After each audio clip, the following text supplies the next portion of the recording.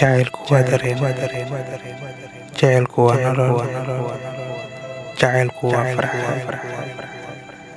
Haddaad weyso jacaylkaaga, waxaad weysay qayb ka mid ah noloshaada. Dhab ahaantii, intaad jacaylkaaga haysatid, waxaad tahay qof aad u farxad badan, aadna u furfuran. Laakiin markaad weyso jacaylkaaga, waxaad noqon doontaa qof xirxiran, misena aamusnaan badan.